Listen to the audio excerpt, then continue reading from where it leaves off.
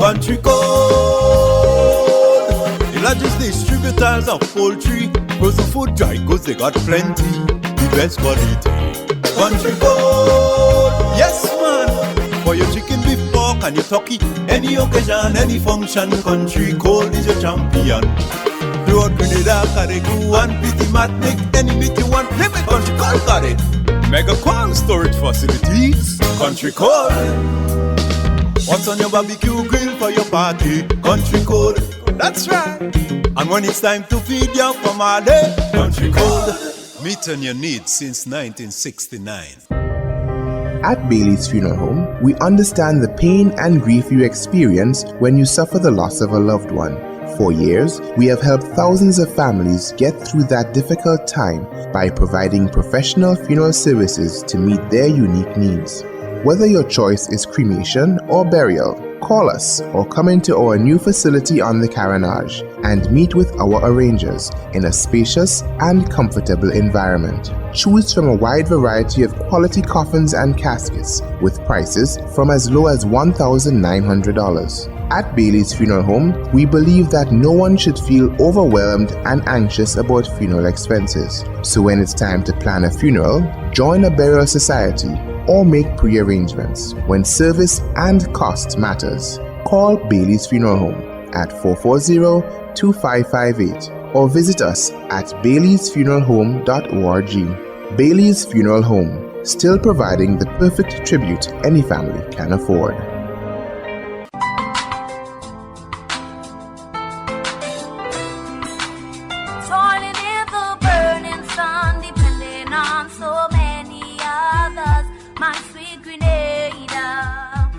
The pastor and congregation of the Grenada Baptist Association would like to wish the government and people of Grenada a happy year of independence. The Grenada Baptist Association has been part of the social fabric of Grenada since 1974.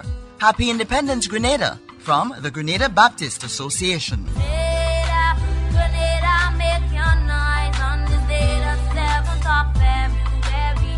We're celebrating as a proud nation. Woke up to many. Our coat of arms, like our flag, represents the distillation of a national effort to produce armorial bearings for an independent Grenada, incorporating important historical and indigenous features of Grenada, Carriacou, and Petite Martinique, in a design approved by the College of Arms. It should be mentioned that what is commonly known as a coat of arms is more properly called an achievement of arms, which comprises A. The livery coat or color on a shield, B. Charges or devices on the shield, C. The helm of special design, D. The mantle which covers the helm, E. The wreath to hold the mantle in place, F. The crest, G. Supporters, H. The motto.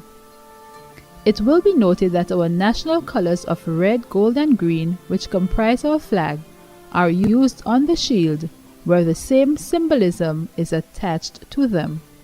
The ship Santa Maria at the center point of the shield and golden cross represents Grenada's discovery by Christopher Columbus and our continuing link with yachting and tourism. The golden cross itself is significant of God consciousness, which underlines our national effort. The lion in the first quarter of the shield and repeated in the fourth symbolizes strength and our unswerving determination to face the challenges of nationhood with courage and resourcefulness. The Madonna lily resting between the horns of a crescent indicates that Grenada has, since its discovery by Columbus, been dedicated to Mary of the Immaculate Conception, and in whose honor the island was named Conception Island. The shield itself rests in a valley between two mountains, representing the spectacularly picturesque topography of our islands. The Grand Etang Lake is also represented amid luxuriant green vegetation, in the foreground of which is placed a sprig of cocoa with a ripe pod balanced by a sprig of nutmeg, also showing the ripe fruit.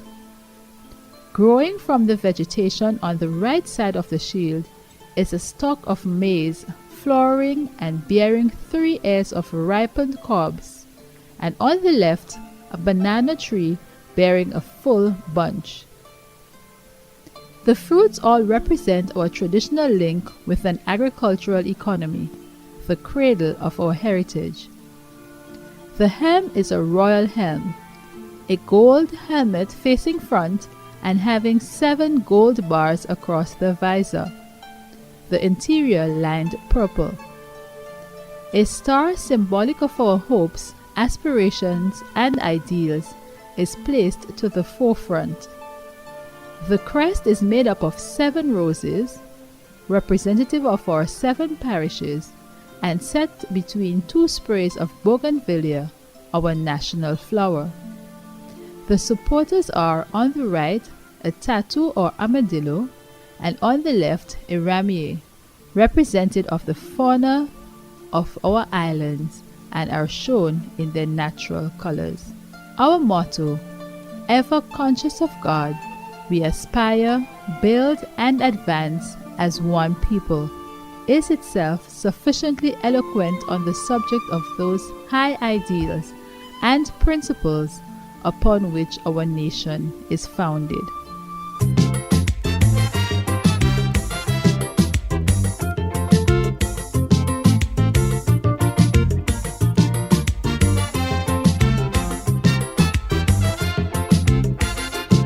As we look to close out the century, how far off it might once have been.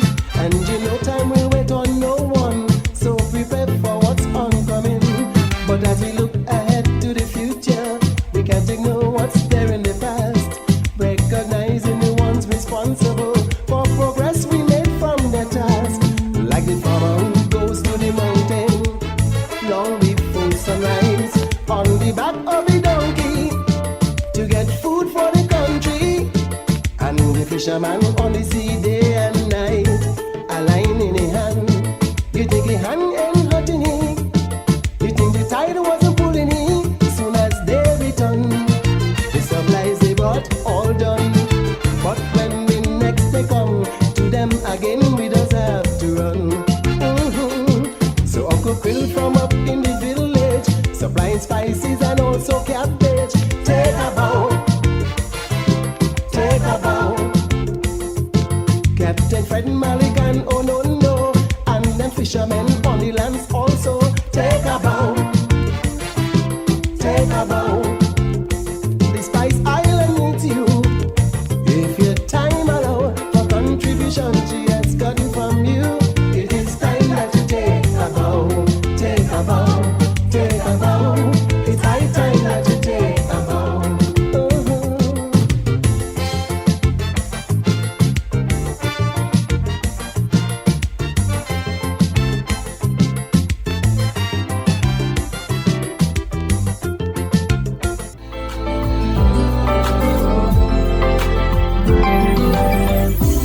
The pastor and members of the St. George's Baptist Church wishes all Grenada a happy independence, celebrating through challenging times with optimism and resilience. Happy Independence, Grenada, from the St. George's Baptist Church.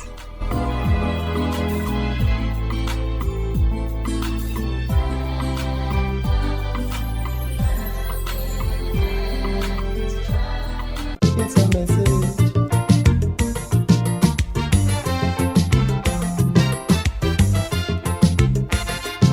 Education advanced or basic, we all need some to move along.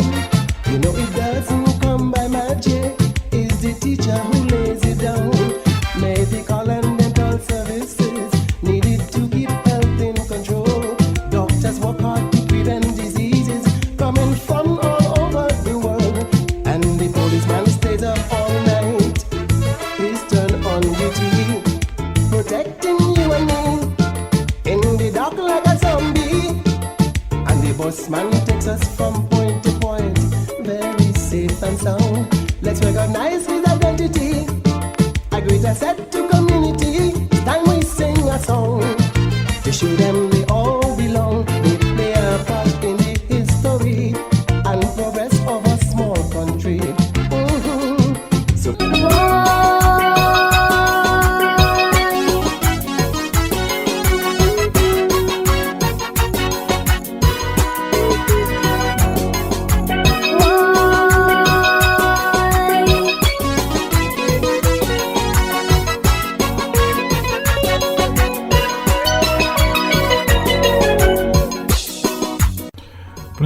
day to youth of the Langton Bread of Grenada, Carriacou, Peter Mortney, the rest of the Eastern Caribbean, wherever you are. I am Pastor Stanford Simon. Today I share with you the final part of the interview with Mr. Paul Roberts on Grenada's independence. We talked about his own life, how he grew up, what was happening in Grenada, then the preparation before it all got started, and everyone in the Caribbean seems to going and getting independence. Trinidad, Jamaica, what happening to Grenada? Well, I tell you what, and Uncle said, well, it's time for us to do something about it, and that he began the process.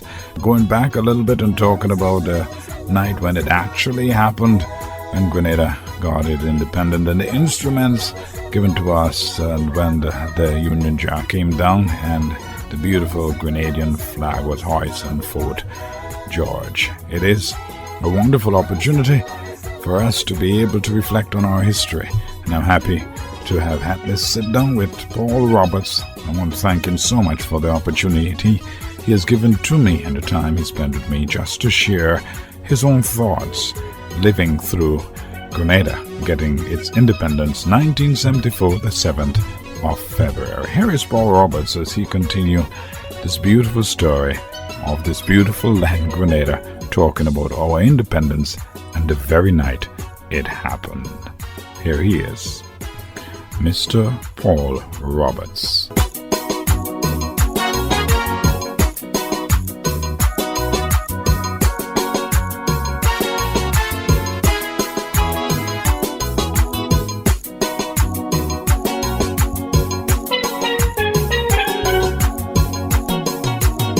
Colonial days is if you're not good enough in the job, or if you got them angry, they promote you upward into oblivion.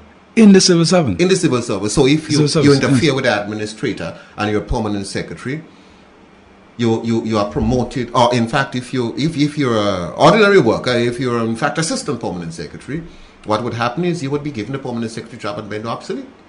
Gary did it differently. He says he's going to humiliate you.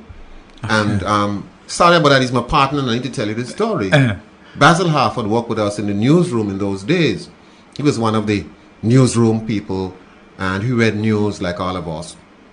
And there was an announcement which was going out, which Gary had, saying a bracelet was lost by this woman.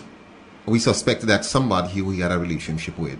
And anybody finding it, they would get a reward. Now, this announcement went for 1 month, 2 months, 3 months, and Basil was heard to have said in the newsroom, well, I'm putting that out again, you know. If they didn't find a bracelet by now, you'll find a bracelet again. Basil was in the treasury next day. The next day? Next day, Basil was in the treasury. Doing what? Just sitting there doing nothing. This is a media person. Because Basil subsequently went to do his degree in the mass communication department of the University of the West Indies, but he fought his way to university. He moved him to the treasury, and so today every time I see him, Basil Harford, case of the missing bracelet. So that's Stanley Gardner's thing. And so that's what come on. Yeah. Ah. So he sent him because he said, and a comment, he didn't go on air and say. No, he didn't say one. Somebody overheard and went and told Gary what he says. Mm-hmm. So the following day, he was placed in the treasury. Yeah, he was in the treasury. Unbelievable. And that's only one. Charles, with the pet shop, Charles Pet Shop. Yeah, Charles Francis. He can tell you some. He ended up in Carriacou, that's Siberia. He can tell you some colorful stories because you know Charlie. I'll be sure to find Charlie him. Charlie will tell you where to get off. If you're wrong, he'll tell you you're wrong. Unfortunately, he told probably Gary wrong. And it's a reality we had to face. I guess, and we had to deal with this. Was a part of the politicians controlled the media, they controlled everything. Gary controlled, like I said, the news was written from the gardens. All we did was rewrite stories of regional and international interest. And because we would sit down, do a whole lot of Grenada news from the gardens, Gary Protein, then the GIS person, would come up, flash down in his car, 6, and give you 20 pages. And everything went out the window. Yeah? Oh, yeah, and you have to read that. You had to read the 20 pages? Oh, you must read it, and read it with aplomb. In fact, read it properly. You know, because Gary would sit there listening to every syllable, every word, and he would call you after and say something to you after. You know, Mr. Roberts, you didn't pronounce that word properly. Roberts, that's not the way it goes. Mr. Roberts, you gave a different meaning to my newscast. What's wrong with you? Gary was in total control politically. Total and irrevocable control. And you see, he understood the value of news. That's a funny thing. I remember there was an issue too, a notice which I had going out. These people, he sent a notice saying, these people is asked to attend at my office at 9 o'clock in the morning. So typically me. The following, he sent Mr. Roberts, take this announcement, go there, take it. The following people is asked to be at my office at so and so tomorrow, 9 o'clock tomorrow. And he does that to you. Mr. Roberts, you got it? Yes, sir. Read it for me, please, sir. And I read it. The following people are asked to be at the Prime Minister's office at 9 o'clock. Mr. Roberts, I said, is. I said, yes, sir, but singular verb, plural subject. So, it's English language. He said, Mr. Roberts, I'm not speaking to you, I'm speaking to more people. Never forgot that. Yeah. Clear. I'm not speaking to you. I'm speaking to more people. And I understood where you're coming from, and that was the establishment. Nobody did anything about it. So you as a broadcaster, hoping to move on, better understand it. And better do it right. Deal with it, yeah. But even today, Paul, it seems that politically, some of the same trends are still taking place throughout our country and in the region at large. Oh, there's a serious parallel. Actually, that situation has not eased itself up. It's more subtle and, in fact, more dangerous. I mean, in Gary's day, Gary tell him, Mr. Roberts, don't fool yourself. That radio station don't belong to the people. It belongs to me. Gary established for a fact that the radio station is his and not any about the people. He said, what people are you talking about? Literally what he's saying to me. Yeah. I understood that. I decided to work with him, and I have to understand it. But today people are saying, oh, we want responsibility. Oh, we want truth. And when you give them truth, you get stuck with something like, what is it again? Something libel. Seditious libel. You get stuck with seditious libel. When you speak and truth. In seditious libel, there's a 1945 law which says, seditious libel, that truth is not a defense. But you are told, oh, you must be truthful and accurate. But the media people in Grenada don't understand that if you get stuck with a charge of seditious libel, you cannot go and say, but sir, Your Honor, what I said was true. Truth is not a defense in seditious libel. In a court of law. In a court of law. That law has to change. But then again, the media are only studying to do their own thing and not studying to get the base right and change all these archaic laws and develop a system before you could get freedom of press in the true sense of the word. This, what is happening today, I've been accustomed to it. What's the difference? So you have been in this thing a long Yeah, the difference is Gary said the radio station is his. Right. But now it says... The difference is like I always give the joke. My father used to say, Paul, listen, watch. Let me tell you something. You see this football you like to go and play? Are going out now. You can go and play it, But if you go and play it, when you come back, it's a good cut skin you can get. So that's what they're saying to the media. Sure, go ahead. But hey, you make a mistake, or I ain't like it, I will deal with you. And so this is a threat. But unfortunately, people don't have the experience that I had in Gary days. And they don't see the parallel. But there's no parallel for them as far as they're concerned. They're merely going along their way. But you understand it. So I back off from this system. So that's why you keep yourself at bay. Oh yeah, and not get involved. Because you see, this is seditious libel. This is lock up forever. Whereas in Gary days, it was a case of you get moved to the treasury, don't rob you of an income or an ability to live in your own country. Gary didn't rob you of the ability to live in your own country or brought you in court and charged you for anything. He made sure you got your same money, although he humiliated you, but he didn't interfere with your family, he didn't interfere with your bank account, he didn't interfere with your life, and you could have still lived. Today, if you get caught up with a seditious libel charge, you're dead duck. There's a difference. That's shocking. I live it live, but it is and I'm still living it live. So I understand clearly. So you had all of that happening, and we go back to the gravel heap and people going there. 1974, leading up that year of independence, I guess 73 into 74. What was the country like then? Oh, it was, again, Gary had total support with the rank and file. Fundamentally, at that time too, I think, let me see. At that time, there was the demonstrations, 73, 74.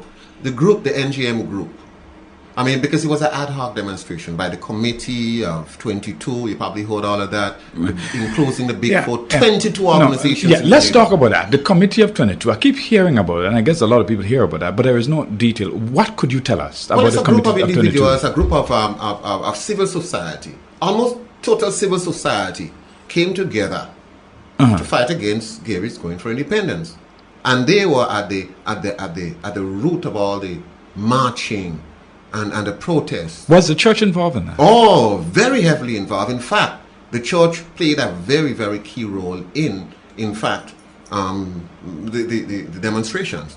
Very key role, because you had, again, the Big Four particularly, took a stance, and they preached it on the pulpit in the Big Four. Right. So Gary knew he wasn't basically liked by the Big Four and the establishment. The establishment was made up of the big planters and the people who owned the businesses in Grenada. He understood that. What we knew, because I was in WIBS, Radio Grenada at that news, time, yes, understood that Gary had serious rank and file support. On the ground. Yeah. So what happened is NGM came back in those days. NGM meaning? I shouldn't say NGM came back. A group of individuals, Bernard Code, Maurice Bishop, Unison Whiteman, these guys formed themselves into a group. Okay. NGM. Right, yes. Of course, you know the story that they took it over from this guy in St. David's, and they formed into a serious political group because it was an agricultural organization. It was an agricultural organization, right. And then they formed it into a political party per se, and they were serious backers of the independence. So they was backing Gary. No. They were against Gary. They too was against Gary. Yeah.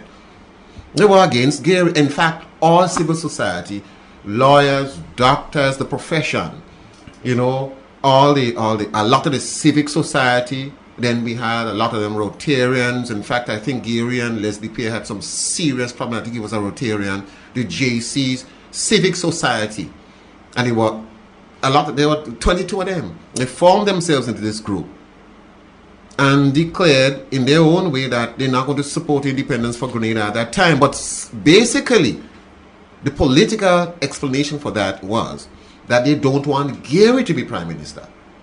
Right? That was it. They don't want Gary to be prime minister. And so they marched, and Gary in his inevitable style said, let them march. When they get tired, they'll stop. No one is going to stop independence. And no one stopped it. Even though it was jet black. And it almost never happened for us. We didn't see the raising of the flag because, I saw it because I'm in local country, but the majority of the population didn't see it. Let's just go back a bit. So here it is, let's say in January 1974. People were still marching then, or still marching. What the country was pretty much in a mood, and the establishment, we would say, was against Gary getting independence because they don't want him to be prime minister. There wasn't against independence, but there was against Gary being the first prime minister. The first prime minister. Here it is. You reach in February, 1st, 2nd, 3rd. What was happening then in the country? All preparations were feverishly ahead. Gary just ignored the marching and he let them march and march and march. So there was marching? They were just there as march. And Gary was preparing for independence? He never bothered with them. No, you see, because again, he knew his support base was intact. And his support base wasn't the establishment. That was what he was all about in 1951. To bring down the establishment. He must understand history. His terms of reference when he came from Aruba was to bring down the establishment and substitute the establishment, him, for the establishment, which subsequently he did after 1974. Right, but even in that point of independence, Gary, late Sir Eric Matthew Gary, and you had Mr. Hubbard Blazed, Right Honourable, went to England in terms to talk about independence. And I learned that both of them came back with two different stories. Oh yeah, that was a big joke. Why? Well, I think it's the British and the verbal sleight of hand. Somewhere along the line, the British people, who it was again. Anyway, I can't remember the guys. They sat down and they spoke with Blaze, and they spoke with Gary. Because one of the promises, I think, when they went the first time, guys said, "Well, listen, if you win the next election, this would be a sort of indicator to us that you have won the vote for election. That is what won the vote for independence. That is what the British were saying to to Gary him before the final talks. Right. So that is what was said to, in fact, the Millie Blaze. This is what we all surmised. So they didn't say, well, listen, we'll give you. He said, well, listen, if you win the next election, it's an indicator that, hey, you probably would be able to be representative of all the people saying that they want independence. So we'll give you then. So Blaze was right when he came back and he said, listen, nothing was signed. He did not get independence. Blah, blah, blah, blah, blah, blah, blah. You know. And Gary was saying. And Gary came back and he says, we got it. We got it. Because Gary knew he'd win the next election. Interesting. So Blaze was right and Gary was right. Both of them were Yeah, right. they were right. So the British did this state, because the British wanted to get rid of all the little Caribbean countries anyway. I think they knew about the marching and everything because there were a number of Marlborough House, that's the place. There were a series of talks in Marlborough Houses. Marlborough House in London, in yeah. England, yes. So they both came back with these stories, and here it is, 1974. People was marching on the street against Gary getting independence, him being prime minister, and here we come to the day. What was the day like? 1974, 7th of February. Oof, I think we had. I wonder if the curfew was lifted. I think there was So there was curfew on. There was a curfew. In fact, you couldn't be. Because let's face it, they didn't want the looting and the burning. Gary was mindful of that, so I suspect Gary had the security forces out. Because I remember the Green Beast, they called them. Yeah, the Green Beast, and in fact the military force at this time put together the police and stuff. Because I remember having to sit. I'm not clear on this one, because I remember staying in my house and in Blogo Cottage and stood. I didn't dare go outside. Either it was the fear or whether there was a curfew on, not certain. But clearly I stayed in my house and I watched for the hoisting of the flag and listened to the Royal Grenadier Police band. X amount of people were invited to the fort. Right. And there was no electricity on the fort. It was darkness. No, Gary imported 2 generators. Massive generators, yes, and he operated stuff. Big floodlights. Big floodlights. Yeah, and he invited people. There were special invited guests to sit. And I guess the Queen sent her representative. I can't remember the And representative. he came in by a man-o-war. Yeah. Into the harbour. And I guess on that night, the 7th of February, he was present to turn over the articles. The articles, yeah. Right. So it was done in pitch black darkness for most Grenadians. Most Grenadians. There were only special invitees who went up on the fort for the actual ceremony. Right. And there were the heights. Also, the parade in the day and all kind of things. Oh, they like had that. parade in the day. Of course, with celebrating independence and all that. But in the actual handing over the instrument, which normally it would have been a massive thing, it was done in Fort George. Normally, you expect that to be a big ceremonial flagpole to be put up on the stroke of midnight. Everything happens. Left up to Gary's planning. If he didn't have this unrest, I think the whole of Grenada would have been bussed into the Queen's Park. Right. For that ceremony at midnight. But he didn't have that luxury. Right, he didn't. Because you're under pressure. Because the committee of 22 was all demonstrating, and the people was on the street, and curfew was on. So he decided Fort George was a place to go. It's secure. Nobody can come and interfere with what I'm going to do. Secure it. Generators, flashlights, I guess, in their hands because it's in darkness. And there you have the rest of Grenada pretty much in darkness. And the flag is being hoisted. The Union Jack. The Union Jack comes down and the Grenada flag goes up. And that was it. 21 gun it just salute. Salute goes and that's it. It was like, it wasn't the hoopla which we expected and we should have had. And don't forget, again, maybe I should tell you too, electricity, there was strike by electricity workers, telephone workers, water, you name it. Everything. And all of that time, I remember we used to share, and that is why, thank God, Grenada was like how it was then, rather than like how it was after Ivan, because everybody shared everything. Guy has a Hana Blogo, you have 6 fish, you give him 2, he give you half Hana Blogo, all right? Right. Blogo and fig and Blogo and fish. And I heard the old people used to pong the breadfruit, dry the breadfruit and pong it to make flour. It was dread times. You know, in those days, you could get a gallon of gas for $1. You have to pay $10 for a gallon of gas. Wow. And that sort of thing. It came in from Trinidad in 45-gallon drums, probably illegally. And we all ran to buy a gallon of gas. It's like gold. When you have it, you nose it. You know, very much so. Those sort of things. So remember these times. It was real stress. But because there was still a community spirit in Grenada, you didn't feel it as much as you felt it even in Ivan. Because it was bad as Ivan, if you want to call it. Everything was shut down. Yes. There was nothing. But because everybody shared, you didn't have a problem. Much of a problem. I quite enjoyed it myself. It was an opportunity for everybody to talk and everybody to come together with one another. And I think although it was negative, but it has its historical importance. Yes, and I guess it was very deep in the whole historical meaning of the word, because history was in the making and you were part of it. Yes, in fact, that was important. And I guess even the deep reflection of it. Joe Pitt was even part of that too, in those times, because he was part of the television and radio and so forth. But actually, he brought in fact, I need to mention this, Joe Pitt is the one who brought in television for the first time here. Now, many people in the television field are acting as if there wasn't television before. The story is in 1969, Expo 69, one of the flashpoints of Gary's imagination. People say, madman, he get up on the wrong side of the bed and he said, I have an idea. I'll have Expo. Expo 69 was a tremendous success, in fact. For a lot of Grenadians, they saw something happen in, of course, the Troubadour era. Troubadour era was really transformed. And it was during that trade show that Joe Pitt saw closed circuit television and saw it as a possibility for bringing it to Grenada.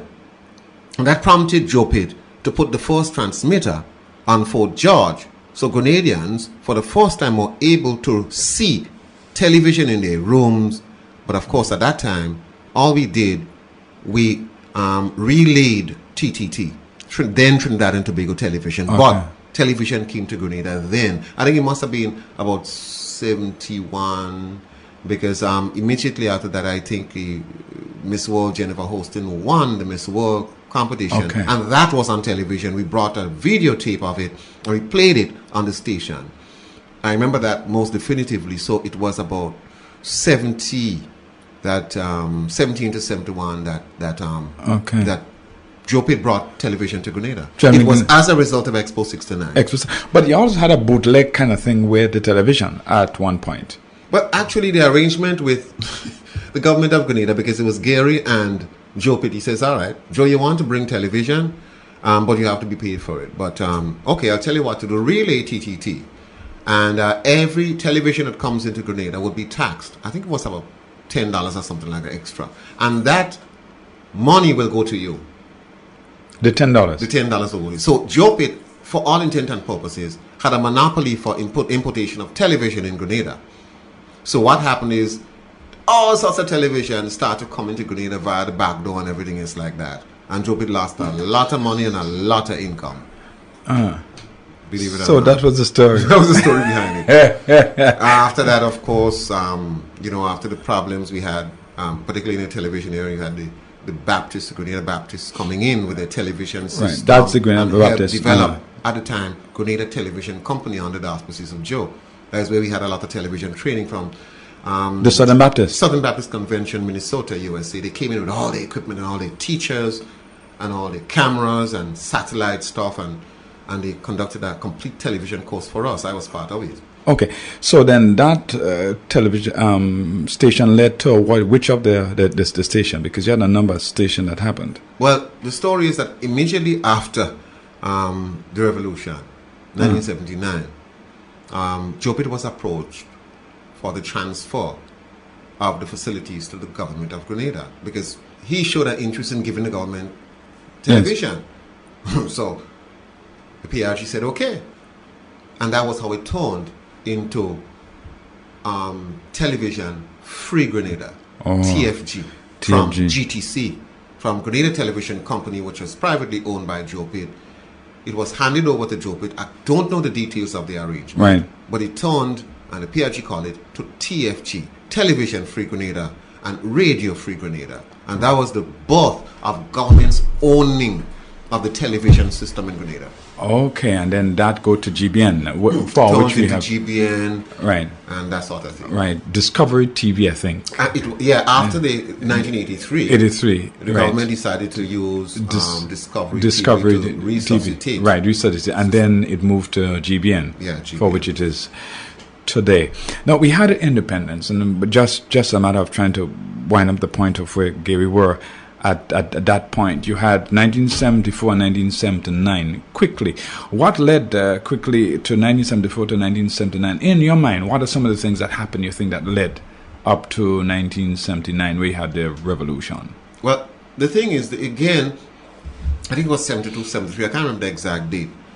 These intellectuals came from England, that was States, Bernard Coe, Bishop Whiteman. And this was the new youth. The new intelligentsia, right, and somewhere along the line, I think there was an election where you had them running. I can't remember exactly, but they had organized a party. I think UPP or something like that. Yeah, UPP. Anyway, they tried to wrest power politically. I mean, legally from Gary, but they couldn't. And Gary realized just how close he came to losing, because there was in fact a thought that Gary had lost 9-6. Really, it was the opposite. Gary won 9-6 that election. I think it was 73 or something like that. I'm sorry. It was after that 70. It was after 74. I can't remember exact dates. I can't place them. Right. And so Gary decided that, listen, these guys are a threat. So the mistake Gary made, as so many politicians make when they're in power for a long time, rather than talk to these guys and deal with a rapport with them and try to bring them in, he saw them as a threat to his power. Okay. As a result, he isolated them. Like politicians today. All politicians make this final mistake in their lives. When they're supposed to be relaxing, they isolate people. Gary isolated the members. I remember he had the famous speech, don't know who these guys are. They come back from university, hot and sweaty, and want to take over my government. Hot and sweaty, and that key, you probably heard it. Yeah, there's a regular comment by Gary in those days. So he didn't take kindly to them threatening him for power, and he decided to use draconian systems.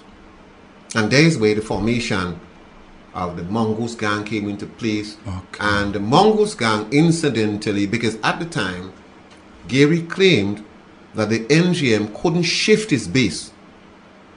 So what they were doing was stooping to things like burning houses, terrorizing people, doing things, and stealing ammunition. Gary, obviously these guys decided to be serious and prepare for the possibility of an armed takeover. So all of a sudden, a couple of police rifles would disappear, ammunition would disappear. Gary, in his own right, I thought, panicked. And he decided to get these guys together, what he called the Mongoose Gang. And his story to me, I asked him about the Mongoose Gang in the interview. He said, listen, the Mongoose Gang was a figment of Alistair Hughes' imagination. These guys were actually employees. They were all from Soteres. They were employed in a mongoose eradication project at that time. So that's why they call Mongoose Gang. And we would be getting $2 or $3 for every mongoose that they killed, every head they brought in or something like that, because we had a mongoose problem, a rabies problem at the time. Right. And the World Health Organization decided that the best way to go is to eradicate the mongoose population or drop the mongoose population. And so he hired all these people, and Gary, in truth, didn't really pay them. It came from World Health Organization funds, so he says. Right. And these guys were serious supporters of the Grenada United Labour Party, right? Oh. And of course, he says it's a figment imagination of Alistair Hughes and others. And they say, well, he gave them the job and he used them for that purpose. Because two or three of them, of course, work with the White House security forces or were in the Green Beast, what we call, and they jumped to the conclusion that they all were mongoose workers. They weren't all. Some of them were, admittedly, but it's propaganda by Mr. Hughes. who called it the Mongoose Gang, and he says it's Alistair Hughes who invented the Mongoose Gang terminology. But it was a matter of fact that these guys actually existed. Oh, they existed. He had the security forces, and admittedly, maybe I need to say this for historical accuracy.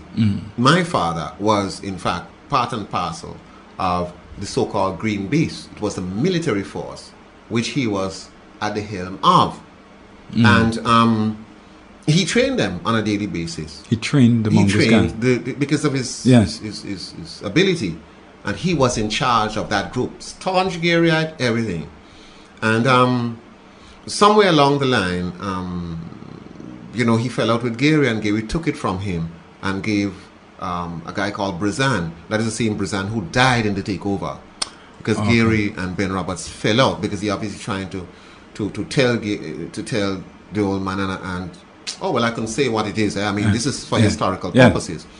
He asked Ben Roberts to take a group of individuals, right, up to Grenville to deal with a couple recalcitrant figures up there. And Ben Roberts refused. He says that's not what the army for. The army is for in case of invasion from abroad, foreign organizations come. He says that's why. He was in a war, so you understand what's an army for. Right. He moved him, and he brought in Brazan. Okay. I can't remember his exact name, but he was a Brazan, and he died subsequently. They shot him in the takeover in 1979. Yeah.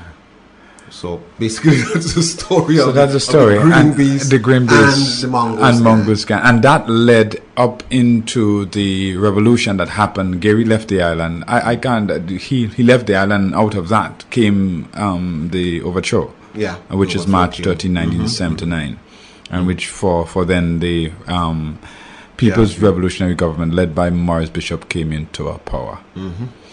Serious history, and I'm sorry, this history is so colorful, and I think that no one has sat down and decided to write it. There are a lot of us who have some inside tales, little colorful bits and pieces which will explain a lot of things which happen rather than isolatedly. I mean, people like Charlie Francis, Basil Harford, Gloria Payne. I think our history should be told and written. Well, it's colorful, it's amusing, but it's deadly serious, and this is the reason why we are where we are today.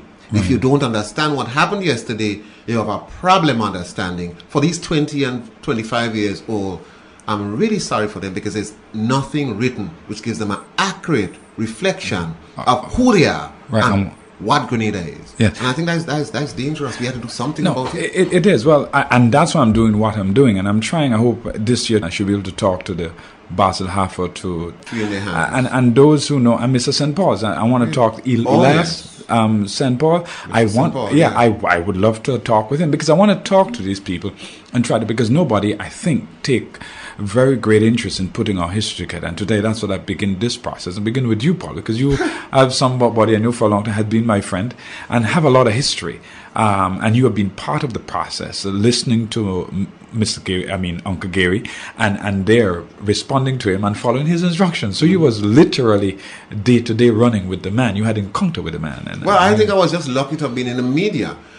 People outside of the media probably would miss all the machinations which bring together these, because he used the radio station as his liberally, and he would transmit thought and actions on the radio station. So we just interpreted them. So I was just lucky to have been at the right place at the right time. That's all there is to it. I sure tell you, the history is colorful. I mean, for me, it's really a learning experience, Paul. Thank you. Any final thoughts, Paul Roberts? Any final thoughts as you have shared your thoughts with us today? Well, because we don't know our history, I'm really, really scared that we're going to repeat it. I've seen signs, and it's a little bit frightening. Because we should have been far gone from that dictatorial approach to governance that we have. Because I saw it in the 60s and 70s. I was a part of it, and my fear is that although I was a part of it and I got it, I know I was out of a job for a long time in Uncle Gary days, when he says, Mr. Roberts, you sure you're not a communist? I say, no, sir. He says, how are you talking about some modes? I remember that I had an item. I slipped an item. It's just youths. And you're progressive in those days, and I'm talking about some modes, sir. Yeah, and the dictate. And it's a news item. He called me up at his cabinet meeting, and he asked me for some communists. And I was at his cabinet meeting? Yes, and I was promptly fired. Fired? For putting that item out. But I didn't lose my salary. You didn't lose that? He paid you? That is Gary. But no, the system is almost the same. The punishment is worse. Because you lose everything. You lose your income. Family, you lose your ability to make an income in your own country, which Gary was serious about. Right. And he would say, he would say normally, if it was today, and Stamford, you're doing what you're doing, he'd say, Pastor Stamford Simon, I know you're not for me, but never mind, I will change that. You'll come for me in a while, You'll come across in a while, and he will laugh at you. He wouldn't ostracize you and terrorize you. That's the difference. That's the difference. And I'm seeing that difference is really creating difficulty today. And if we don't look closely and stop that, Gary never did that. But Paul, it's painful to watch. It's painful to watch because when a young man like me looking at your future, where politically people are interfering and pretty much trying to destroy your life because of your stand, because of you are dictating. I am dictating my constitutional right. You are dictating that. Others are dictating that. But then you interfere with the political directorate, and because of that, and they feel threatened, they come after you, and it becomes destructive to you and your own family, and that is dangerous, as you said. Yeah. Well, I mean, that's the problem. And like I said, you had the Big Four, and that was a very good example. You had Father Fields, Roman Catholic Church. You had the Methodists. They were arch enemies of Gary. Yet he never threatened their livelihood, their ability to live. He never threatened their life. It was all politics. Because they stand up and speak out, and he understood that. Political situation. So you don't move out of there from the political arena and take it to Her Majesty's courts. You don't move it out of there and move it into the security realm. You don't move it out of the arena of politics and move it into the banks and the economic reality of the individual. That was the difference and the legacy of Gary. And that's why very many people look back and say, Lord God, boy, if Gary been here, my mother, who's living abroad, still says, she ain't coming back here, period. Your mother? Gary dead. She had no reason in Grenada. And I laughed initially. But there's some wisdom in what these old people tend to say. Maybe she saw something that I didn't see. She always say, hey, why you leave this thing and come here and live in Miami? Yeah, but you stayed. I'm a Grenadian, and there's no way because I'm moving out. Because out of she you, sees. Yeah, and they sees it, Paul. And what bothered me, I remember I had a lawsuit against me because I repeated what the commissioner said, that people are family too. I repeated that, based written in the papers, I quoted from it. And with that, I was sued from the pulpit. I repeated, how could he say such as a person who in charge of the police force in our country? And I was sued by it. Subsequently, he has resigned and no longer part of the police force. But it make you sometimes wonder what is next. And I have made it very clear. My constitutional right, Paul, is there. And I'm going to stand up for what I believe in, no matter who. And I'll go to my grave, I'll go to prison for what I believe. Because I believe that this country has a great future. You have great people in it. The problem is that there is a dictatorship that seems to be emerging as you go back to the Gary days, that seems to want control and domination of our country, which then destroy our people. And after of independence, as you rightly said, we should have been farther gone. Oh yes, from that system. From that system. But we still seems to be caught in the clutches of dictatorship. I remember, in fact, way back when we had that situation taking place with the Roman Catholic Church, which Gary was in full bloom attack on, and never once any thought of using the courts for libel statement, because in those days there was the use of Lucifer, and I remember, was it the Roman Catholic or the Anglican or something like that, and he was linked to Lucifer. Gary. Yeah. But you understand that serious what it is? Slander. Yeah, slander. It's a dangerous thing, and in fact it is a statement which would bring into disrepute the leader of a country. It is also a statement, if you liken the leader of the country to Lucifer and Satan from a pulpit, it means that the possibility exists you could bring down the government, which means there is a sedition. But Gary never even thought, and he had it at his disposal because he invented sedition. He invented He's the one who put the law in because he wanted to get the Ferguson, Mr. Ferguson, one of the big landowners. Ruggles Ferguson's father. Ruggles Ferguson. Ruggles Ferguson. So Association, his Gary father. knew that he wanted that law instituted. To get at Mr. Ferguson. So he could have used that law against the Roman Catholic Church. He never once used the courts because he understood it had to stay in the clean arena of politics. Because it is politics. It is politics. You don't interfere with people's lives. You don't do that. Times have changed, people have changed, and the world has changed. My final comments. Mr. Paul Roberts, it's really a joy. Thank you so much. I guess I am happy, I'm appreciated, because those are things I didn't know. I did not know. And a learning experience for me. And I'm sure for many of you who are listening, you have learned a lot today. And I'm sure there are a number of you out there who has history within your mind. And you older folks, don't die with it. Call me.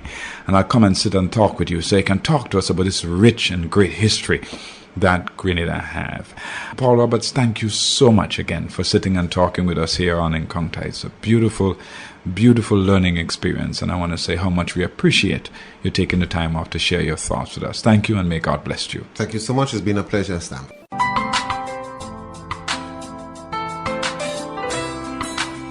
Toiling in the burning sun, depending on so many others, my sweet Grenada.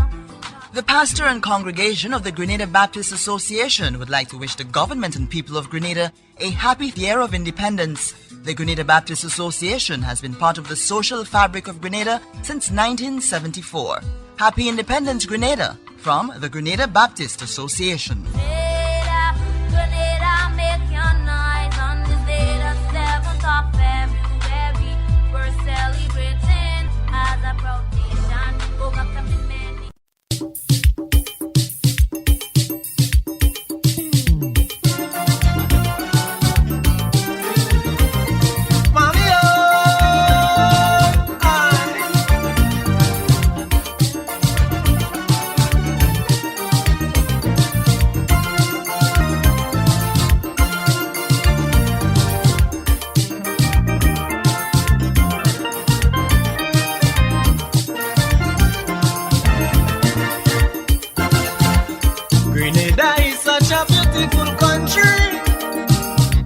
Where come forth so much black makers of history.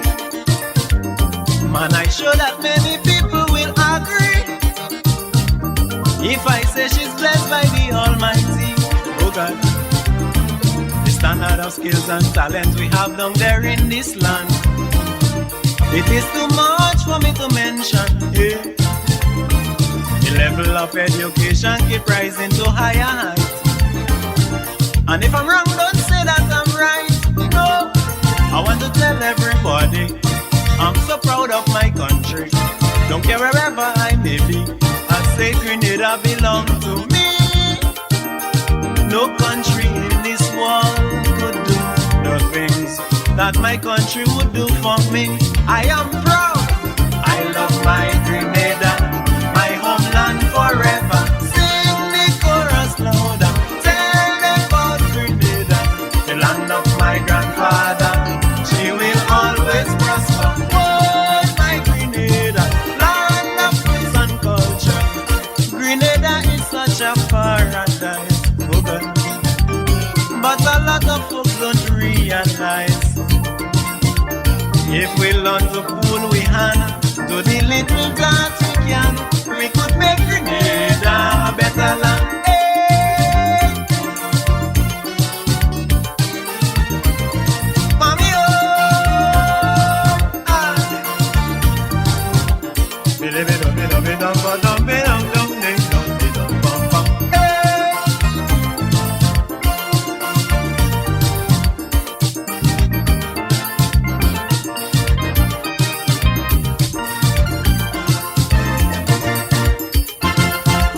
Sometimes when I go to a foreign country, such as the United States, which is so wealthy, I just beg the Father to have some mercy. When I see madness in society, oh God, sometimes I go put on my TV to check out the daily news. The things I see that have me confused, eh? The number of crime and violence I see on the street. Sometimes I'm frightened I cannot eat, eh? But when you check out Grenada, we have no diamond and silver, but we just live in unity, and that's what make me happy. Is then I come to realize, oh God, my country is a paradise. Hey. I love my Grenada, my homeland forever. Sing the chorus louder, tell them about Grenada, the land of my grandfather. She will always prosper. Whoa, my Grenada, land of peace and culture. Grenada is such a paradise. But a lot of folks don't realize, if we learn to pull we hand, do the little that we can, we could make Grenada a better land. Hey. Mommy, oh my Grenada.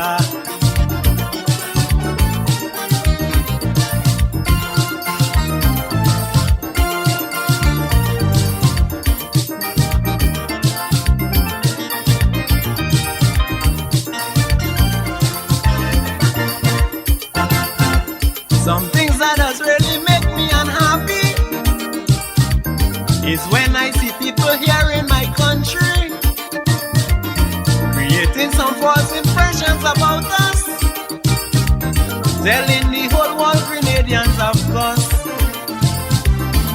If we should sit down and take this thing to consideration, it do no good for our nation, no.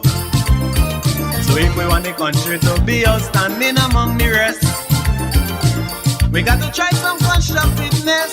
So I want to tell all you people who creating the trouble, it's time to check up on yourself and put hatred on the shelf.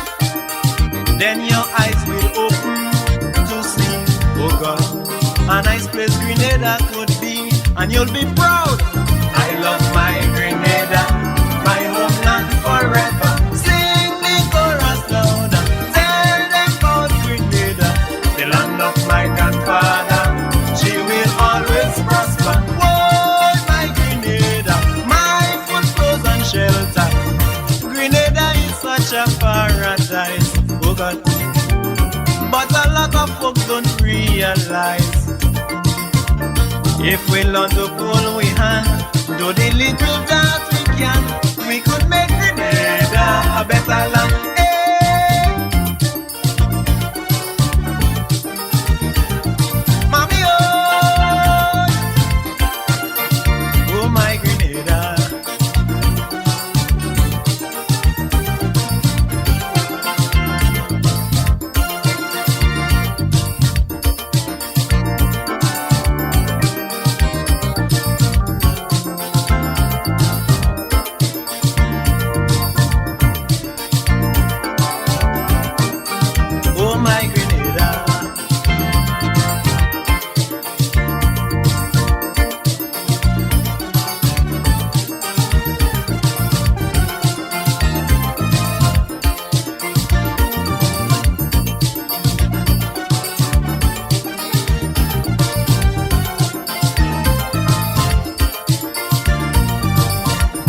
Love my Grenada, my homeland forever.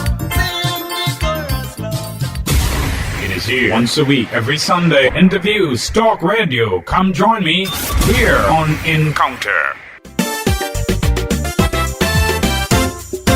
My fellow Grenadians, what is going on? Every time I turn, it's a crime in my small island. We used to live happy friends, we used to have fun, playing hide and seek when the moonlight come, giving scary stories then, frightened to go home. Never used to think about picking up knife and guns. We used to fight and make up the next day. That was not a crime. But these days you see, Only crime and the young ones' minds tell them we are a small nation with a small population. So tell them please, Grenada belongs to we. Yes, we are a small nation with plenty motivation. We want to be free, the way how we used to be, Lord. Sing it out. Oh la da da da da da.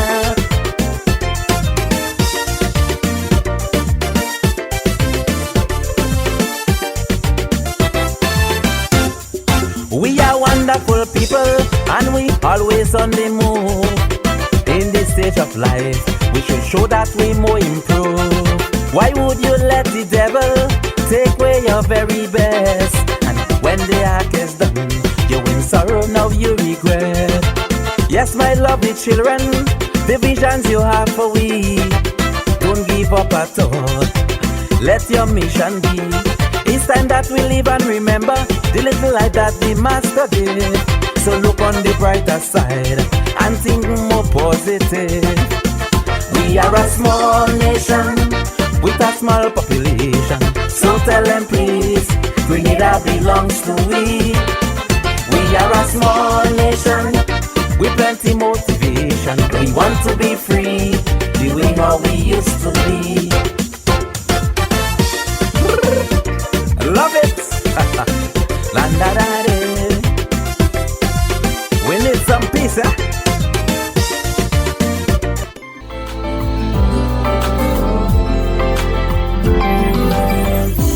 The pastor and members of the St. George's Baptist Church wishes all Grenada a happy independence, celebrating through challenging times with optimism and resilience. Happy Independence, Grenada, from the St. George's Baptist Church.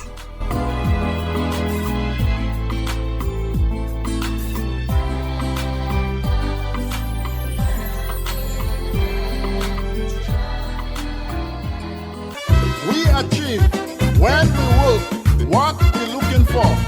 Consciousness come from deep within.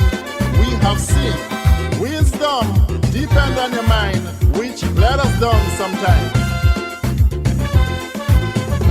We achieve when we work what we're looking for. Consciousness come from deep within. We have seen wisdom depend on your mind. Let us down sometimes. We build a beautiful land. We achieve progress, determination, working on hand in hand. We achieve laying us a foundation, developing this land, not pulling down your brothers when they up the ladders, climbing for a cause. We achieve unity together, building a family. We achieve a good society, only on bending knees. No crime, not drug related. My friends, it's destructive. Yeah, walking in harmony, not planning life forever. At the end, surrender. Not so it should be.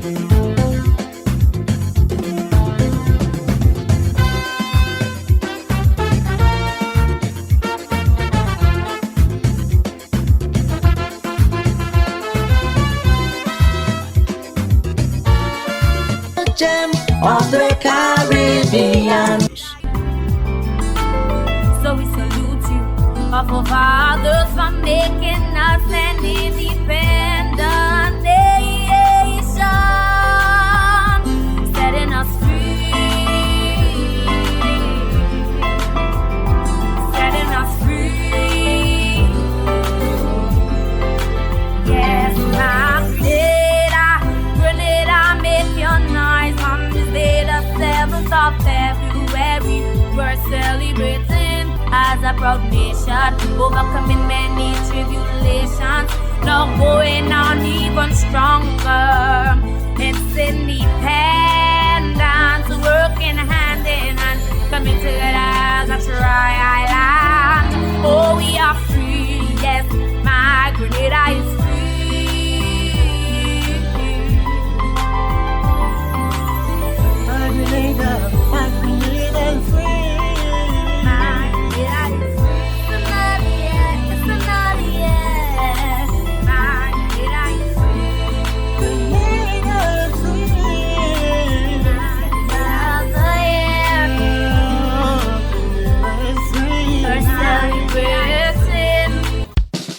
country code. The largest distributors of poultry, frozen food, dry goods, they got plenty. The best quality. Country code. Yes, man. For your chicken, beef, pork, and your turkey, any occasion, any function, country code is your champion. Throughout Grenada, Carrigu, and Pity Matnick, any meat you want, name it, country code got it. Mega cold storage facilities, country code. What's on your barbecue grill for your party? Country code, that's right. And when it's time to feed your family, country code. Meeting your needs since 1969. At Bailey's Funeral Home, we understand the pain and grief you experience when you suffer the loss of a loved one. For years, we have helped thousands of families get through that difficult time by providing professional funeral services to meet their unique needs. Whether your choice is cremation or burial, call us or come into our new facility on the Carenage and meet with our arrangers in a spacious and comfortable environment. Choose from a wide variety of quality coffins and caskets with prices from as low as $1,900. At Bailey's Funeral Home, we believe that no one should feel overwhelmed and anxious about funeral expenses. So when it's time to plan a funeral, join a burial society or make pre-arrangements when service and cost matters. Call Bailey's Funeral Home at 440-2558 or visit us at baileysfuneralhome.org. Bailey's Funeral Home, still providing the perfect tribute any family can afford. SGBC. A real love for the family, serving the community, providing guidance spiritually, and helping people connect socially. So if you're feeling down, 'cause situations make you sad, you're free to come and let us praise the Lord, fulfilling the needs of humanity.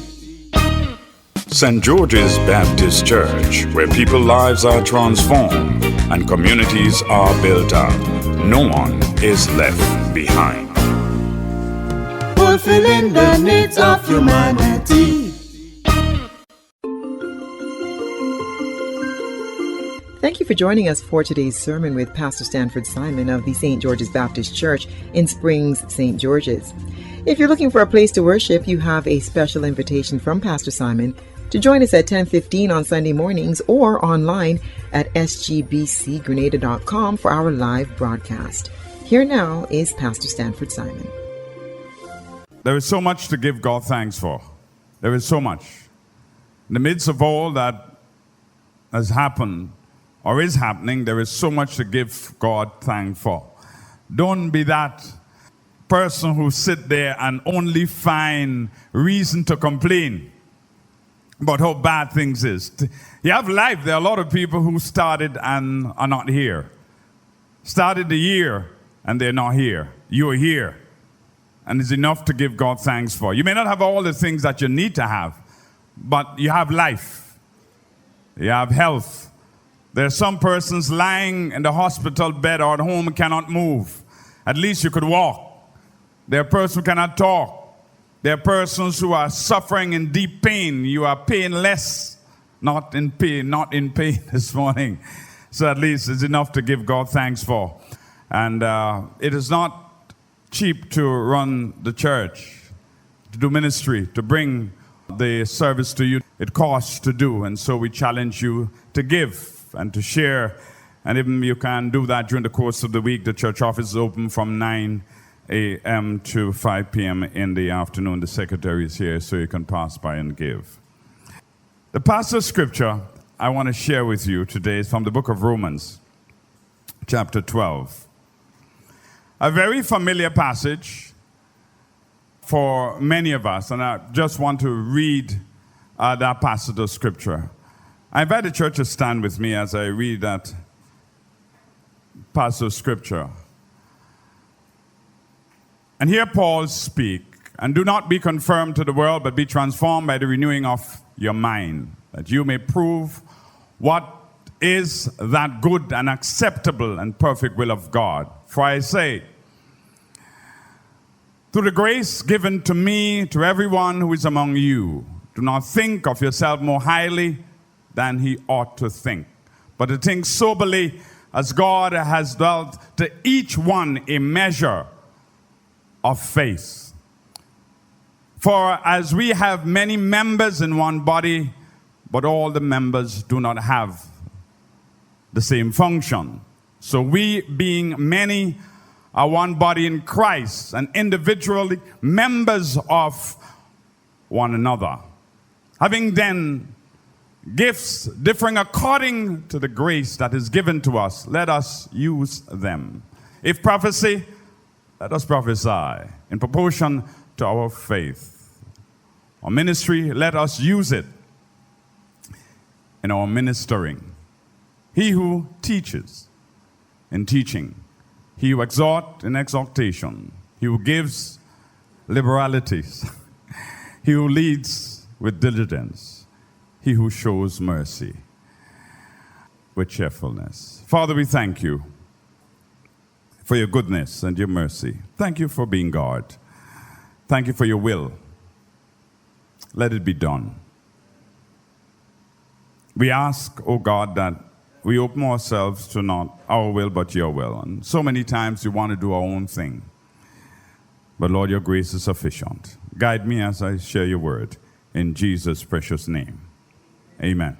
Amen. God's will for us. Or another way, the will of God versus my will.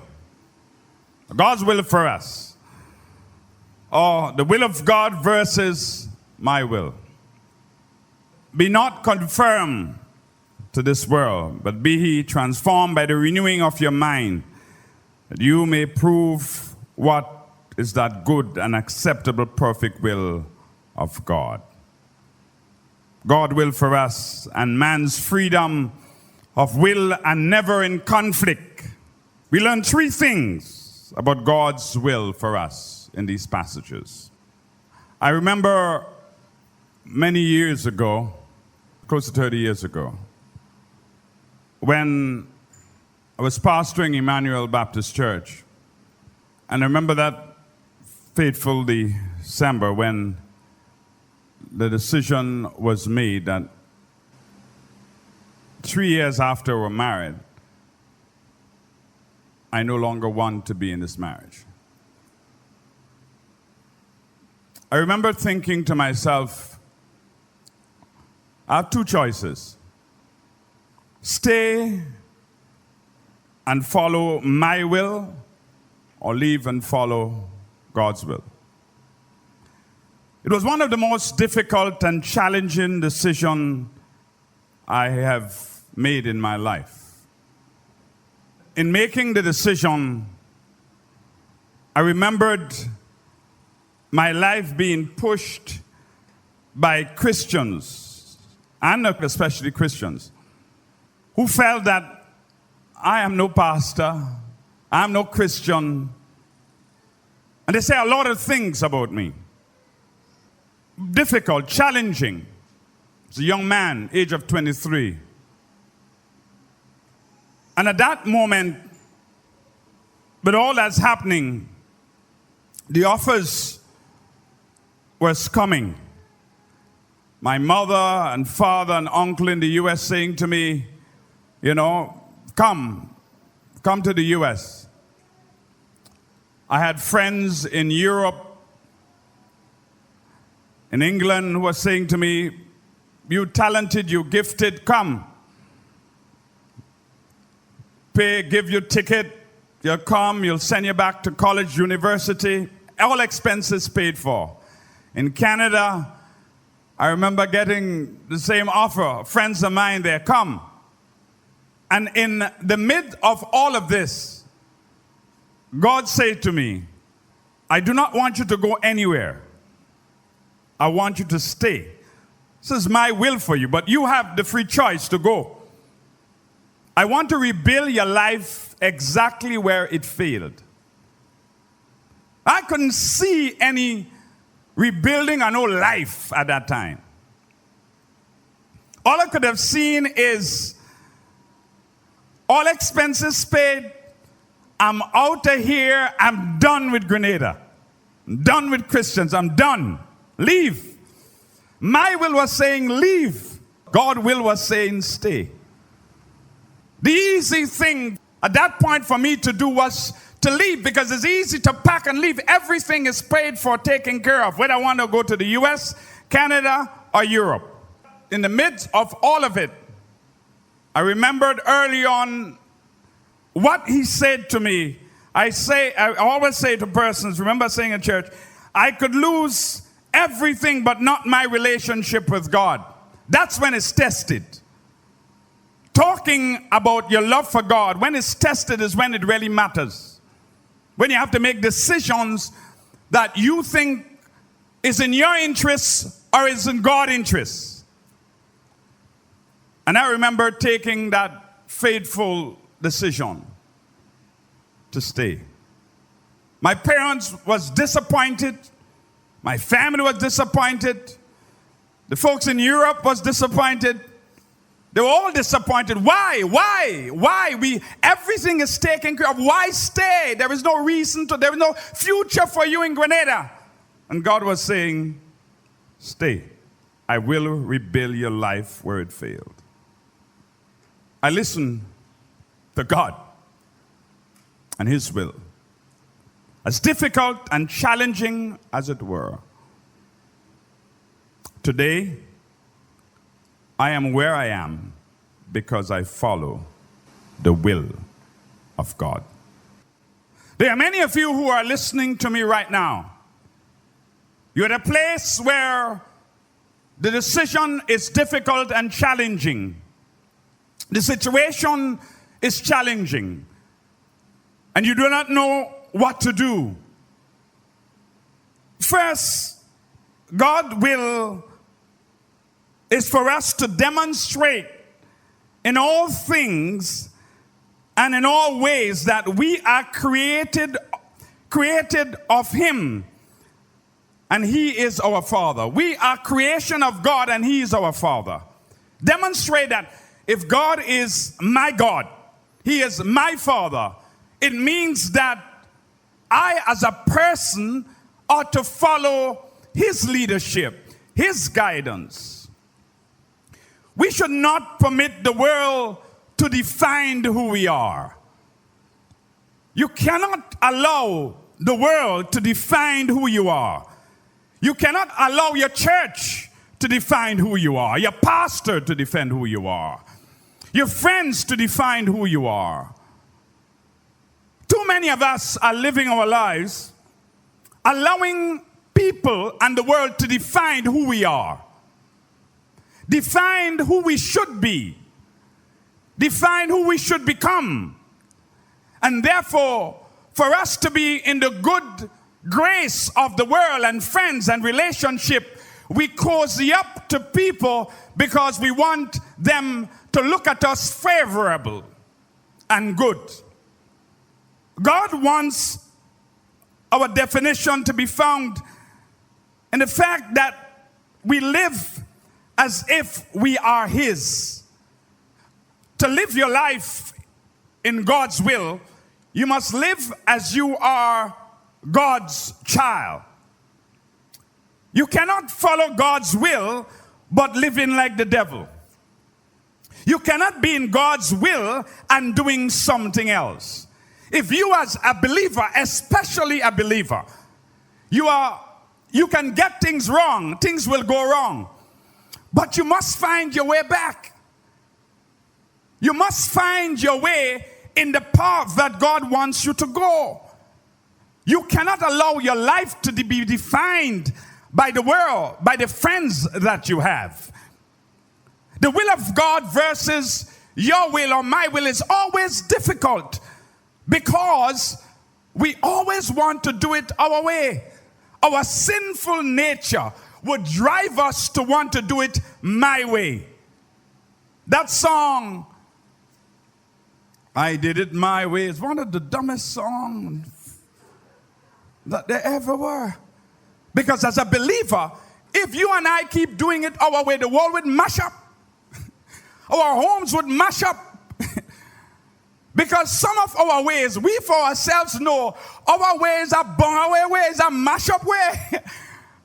But our conscience and the little God in us tell us that we need to hold strain, because if we go down the path we desire to go, it's a mash up.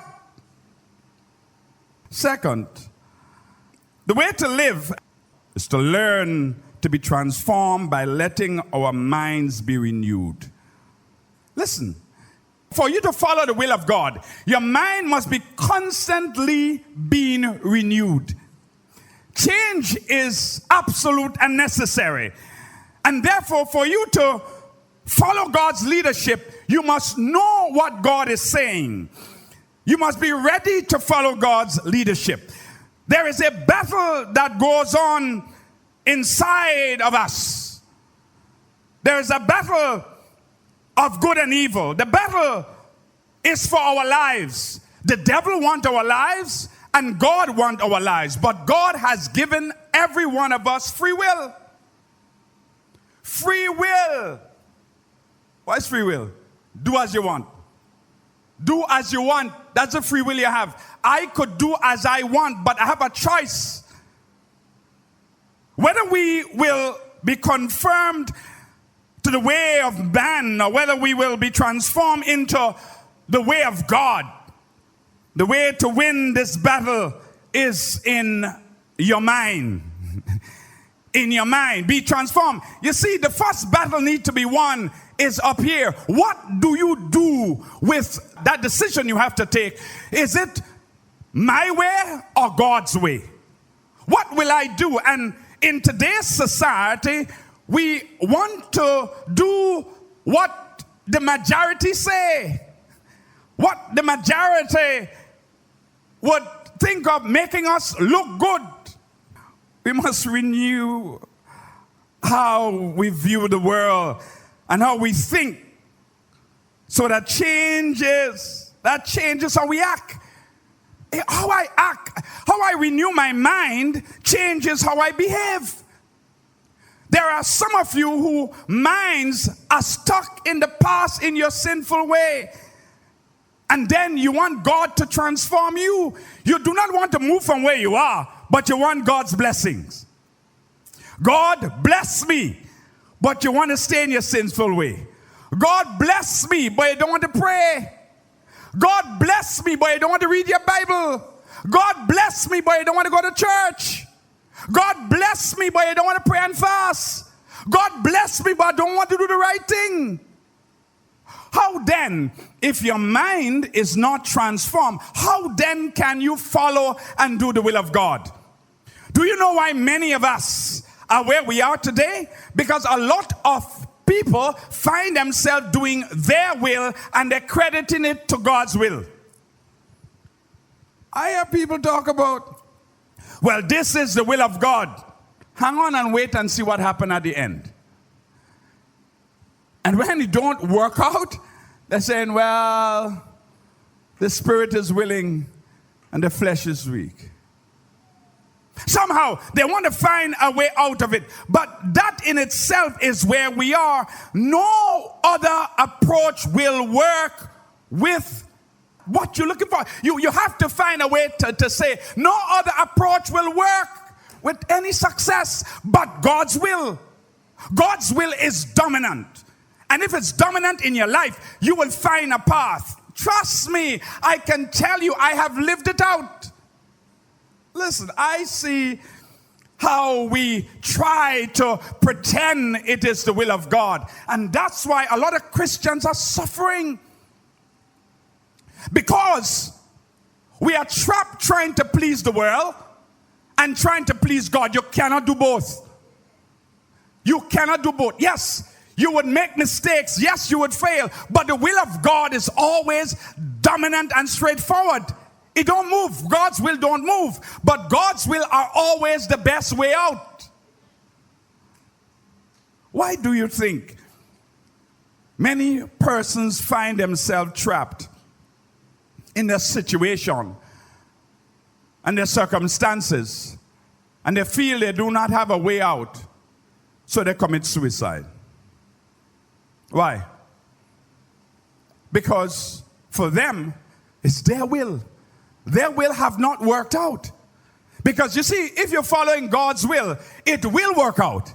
As difficult and challenging as it may be, it will work out. Because there are many of you now who are looking at your life and you are following your will and not God's will. Some of you are where you are today because you have followed God's will and you are smiling because difficult as it is or are for you, you are now in a better place because you followed God's will.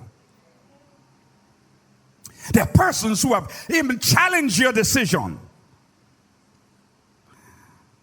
Thirdly, God's will for us is that we become living proof that God desires for mankind is good. God desire for you and I is good. God do not have a bad desire for you and I. Be he transformed, God's desire is good. It is acceptable and it is perfect. God's will is acceptable and it's perfect. My will is flawed. Your will is flawed. God's will is perfect and acceptable. If you draw yourself from God's will, yet still wanting to get the blessings of God, how do that? How do you work that out? I don't want to be with these imperfect people. You know, you have some Christians feel they're holier more than everybody else. You know, you have some people behaving like they are it. They're the best thing since sliced bread. Well, listen. When I was growing up in the 80s, there were some people who was firebrand Christians, Holy Ghost pulling down. I thought I was lost in America. I couldn't speak in tongues. I thought I was lost. As a new Christian, I thought I was lost because I wasn't speaking in tongues. But speaking in tongues would not make you saved. And some of them used to pretend speaking in tongues. They open their mouth and they just blah, blah, blah, blah, blah, blah, blah, blah. So at the end of the day, what do you get out of that is blah, blah, blah, blah, blah. Your Christian life has not moved to a better place. For you as a believer, I want to grow. I want to become better. With all my flaws, with all your flaws, you want to be better. But even if you look through the Bible and see the men who God have used is men with flaws and women with flaws. But he have used them because they have followed his will. Solomon, a man after my own heart. David, look at the men who God have used. Look at Joshua. Look at Moses. Look at Peter. Fast mouth, quick to act Peter. Flawed like any one of us. But watch how God used him. How many of you would have Stanford Simon stand up here and say there is no God and Jesus don't exist? And then a couple months after, a year after, come in and say that he exists. You know what that with me? That's what Peter do. Do you know him? No. Do you know him? No. Do you know him? I ask him. I tell you, I don't know the man. And then the cock went out and wept bitterly. But look what happened in Acts. Flawed as it were, he came back and said, God, here I am. Please forgive me. I have sinned. You see, when our sinfulness are before us and we ask God for forgiveness, we must not go back and judge people on their past. Because when God's will is for you and he clean your life up, therefore nobody can mess it up. Only you. Because you still have free will. You still have a free will to act and to do. It is able, recognizing this, we must see God for who he is. God's way is better for us. God's way is better for you, is better for me. You have to understand, your way is good enough, but God's way is better. Your way may have a number of ways, but God's way only have one way, the correct way. Joshua understood this when he said in Joshua chapter 24, verse 15, and if it seems evil to you to serve the Lord, choose for yourself this day whom you will serve. Whether the God which your fathers served that were on the other side of the river, or the gods of the Amorites, in whose land you dwell.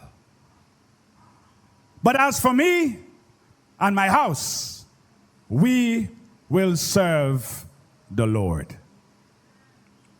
As for me, you have to choose. You have to decide who you're going to serve. You have to decide who you have a relationship with. Nobody can decide that for you. Your mother can decide that for you. Your father can. Your religion cannot decide that for you.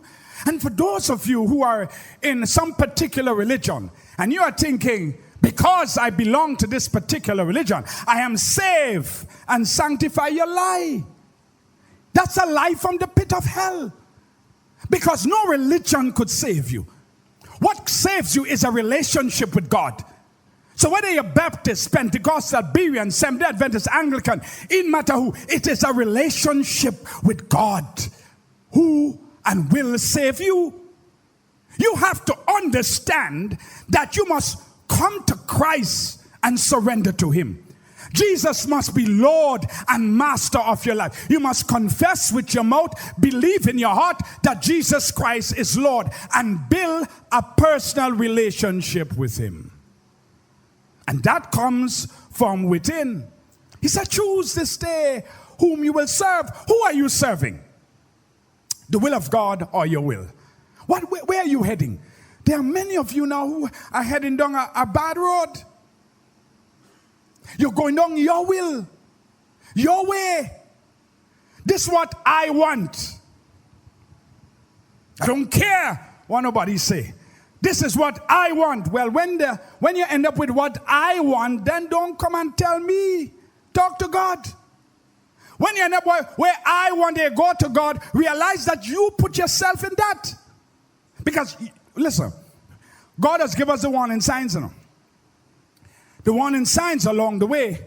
But again, when we are set in our way, we become destructive. When our minds are made up of what we want for ourselves, forgetting what God wants, there is one destination, it's destruction.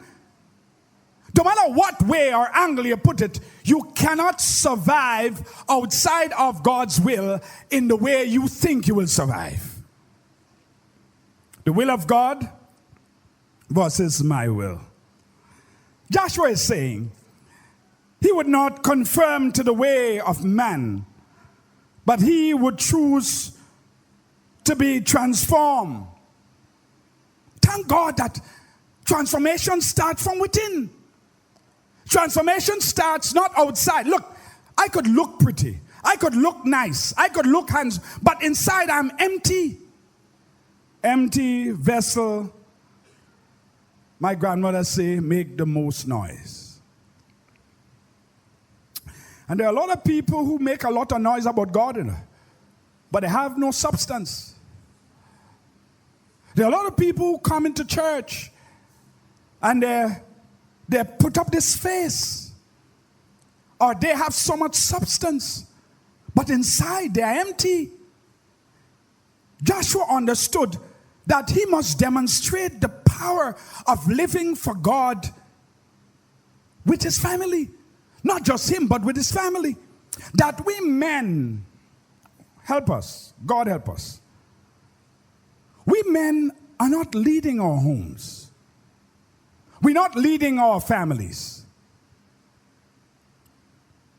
The women are, and then we get in vex. When they take decisions, we come and say, we vex. But you don't want to take the decision. You're renting. You say, oh, sweetheart, let's buy a land. Well, we ain't ready yet. We had the money. But she been saving without you knowing to get the land, you know. She ready to buy the land, but you ain't ready. She tell you once, she tell you twice, you're listening. Then she go and she negotiate and she buy the land. She didn't tell you nothing, and then one day you find out she buy the land. You vex. But what you vex for? You should have tell me, well, I tell you, let's buy it. But you wasn't interested in buying it. She took the initiative to do it. But you're not willing to help along the way. Our men in our society, especially in a Caribbean context, we are a bunch of people who just sit and wait for something to happen. There are a lot of good men, and don't put me out of that. There are a lot of good, strong, good men who provide good leadership for their home and their family. But there's so many of us are doing the wrong things.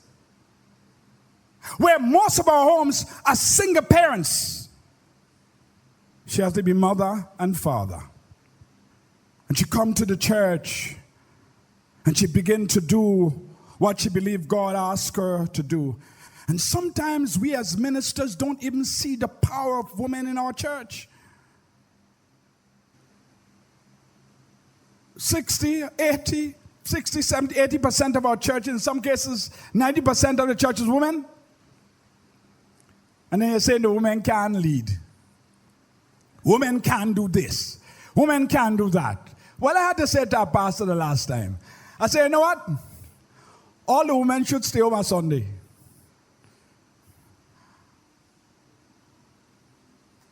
Very little happening in the church, you know. Very little. Because you know why? Because if 80% is women, the activities in the church are driven by women. They act responsible and they think ahead. But the uniqueness, they're still willing to follow. But the problem is we are not leading. It's not they're not willing to follow. It is just that they need looking for a leader. The woman wants a leader in her life. And if you show leadership, she would follow. But if you're leading, she would lead. You will have to follow. And then you want to blame her? What is God's will? God's will is for the man to lead. But the man not taking up leadership. So we have a crisis. We have a crisis in our hand that we must understand that God's will is always right. But there goes our will, my will, then put us in trouble. You know why the society is in trouble? Because there are so many single parents. There are so many children without fathers. There are so many children struggling to make it. They don't have a father figure in their life. They're longing for it, but mommy has to do everything. Is that what God wants? No. Is that what the woman wants? No. But that is the reality of her life, the reality of the society. What is God's will? God's will for us is all about how we learn to choose God's will by learning to restrain our own will. Learning to restrain my will.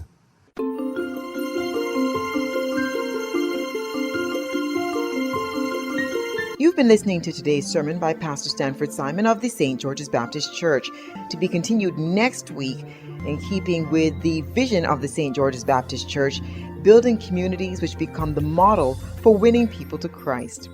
Feel free to contact us at sgbc@spiceout.com or by phone at 473-440-6325 with your questions or comments. Join us online every Sunday morning at 9:30 on our website at sgbcgrenada.com, where we speak to everyday people about their personal testimonies, directly followed by the live service at 10:15. SGBC.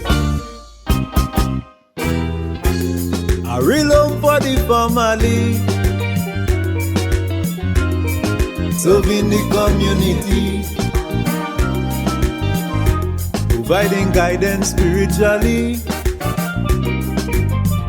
and helping people connect socially.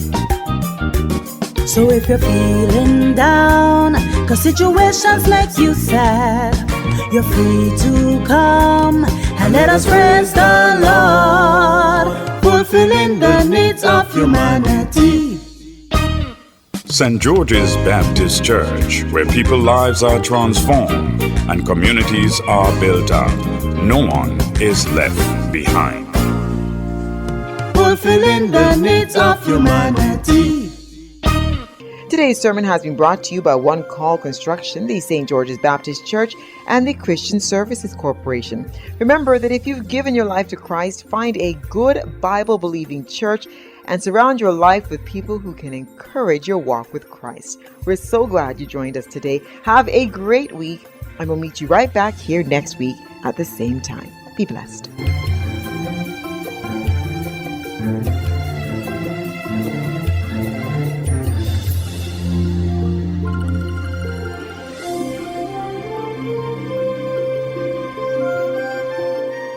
Happy Independence, Grenada, from the St. George's Baptist Church. Grenada, Grenada,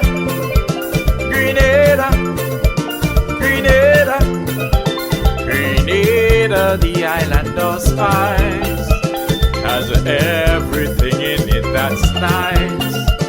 And when you think of beauty spots, Grenada really has a lot. You can visit the Grandans, have bathing picnics and romance. You can relax on the sand and get a beautiful suntan. We are from Grenada, if you please, the Spice Island of the West Indies. We're happy and peaceful each day, beautiful, healthy in every way, under warm sunshine every day. Grenada, Grenada, Grenada, Grenada. Our sea water is crystal clear, and so it is all through the year.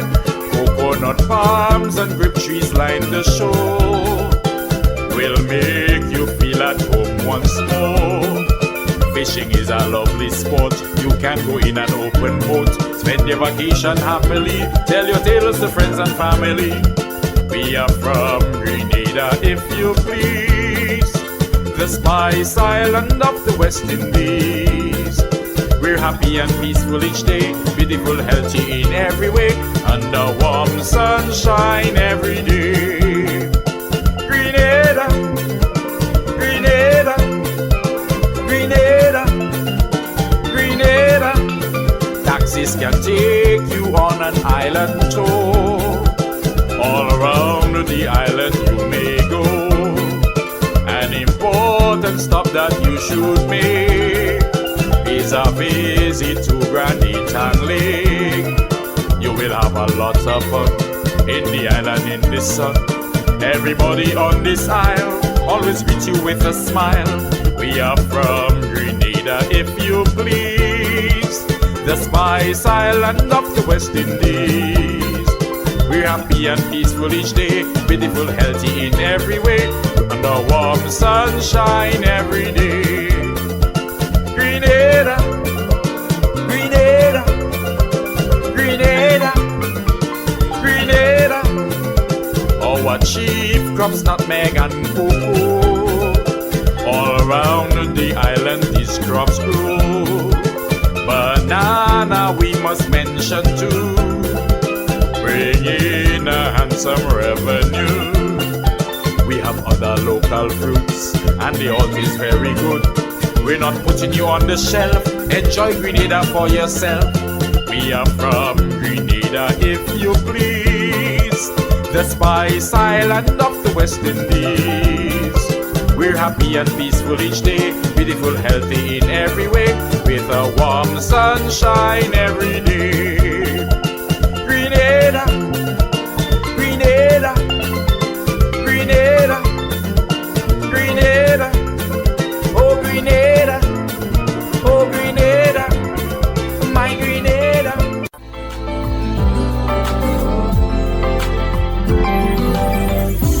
The pastor and members of the St. George's Baptist Church wishes all Grenada a happy independence, celebrating through challenging times with optimism and resilience. Happy Independence, Grenada, from the St. George's Baptist Church.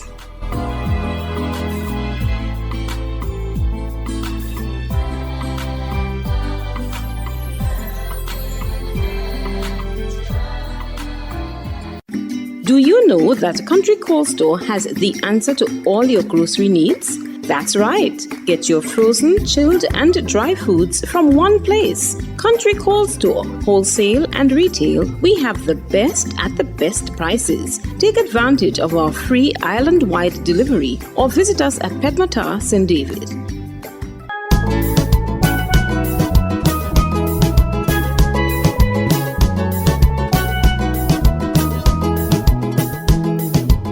Isle upon the Caribbean Sea.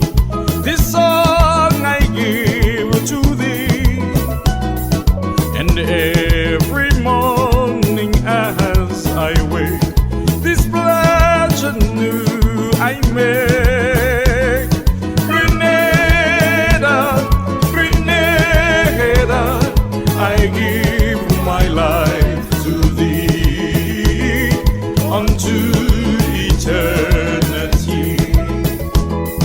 God bless thee from above, my land, my home, my love. Thy hills are green, thy waters blue, thy people pure and true. No fairer land on earth I know, no matter where I go. Grenada, Grenada, I give my life to thee unto eternity. God bless thee from above, my land, my home, my love. Thy sons who dwell beyond the sea still love and cherish thee.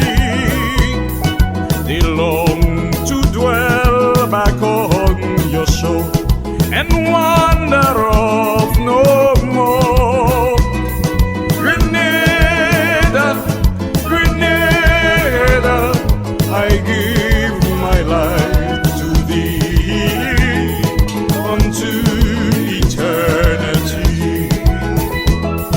God bless thee from above, my land, my home, my love.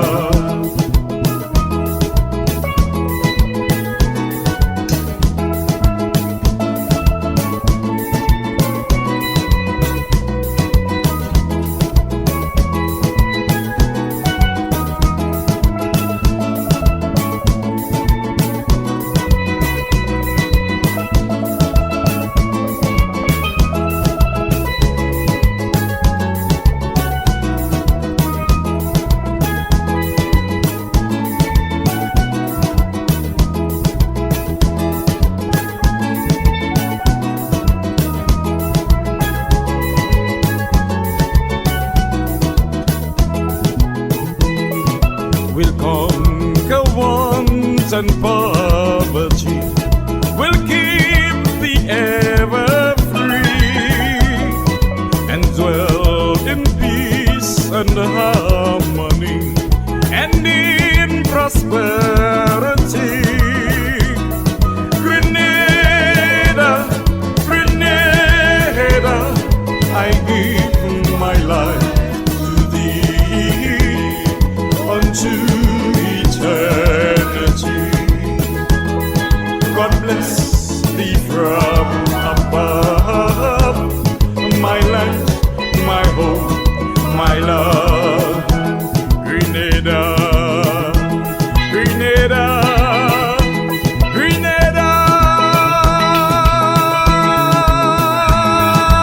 Grenada, Grenada, Grenada. As we come to the end of 4 hours here, it has been a beautiful opportunity sharing this time with you.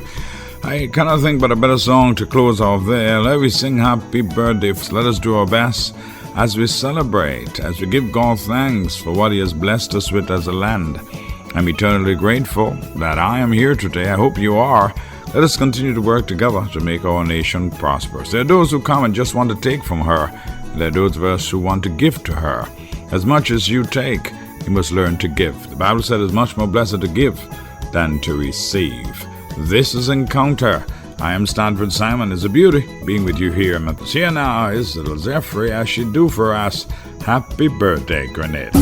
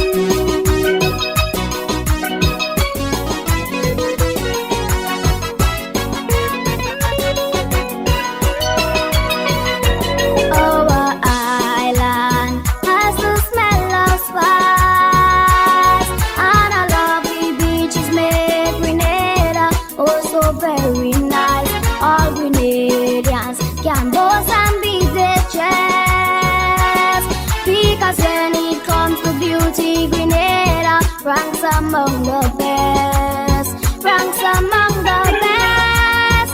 You see, we have lush and green vegetation. Our sunshine is so nice and warm. Down here in our lovely land, yeah, yeah. You see, our flag is very outstanding. The red, yellow, and the green. I'm sure our Grenadians know what I mean. Love we sing, love we sing. Let we sing happy birthday, sweet Grenada. Let we sing happy birthday, sweet Grenada. Let we sing happy birthday, sweet Grenada.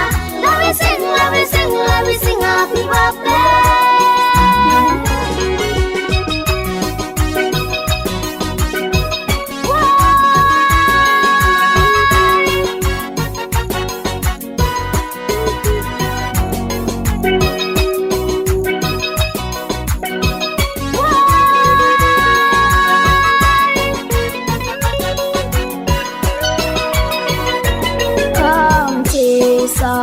Delicious oil dog. Then I know that you will say our national dish is second to none. Come see, let tortilla well see. Our national border can only be found in Spice Country. Found in Spice Country. You see, we tourists come here, they don't want to go, 'cause they love Grenada so. They want to stay and relax on the shore. There's so many nice things about our country that should make us feel happy. That is why I want all you join with me. Let we sing happy birthday.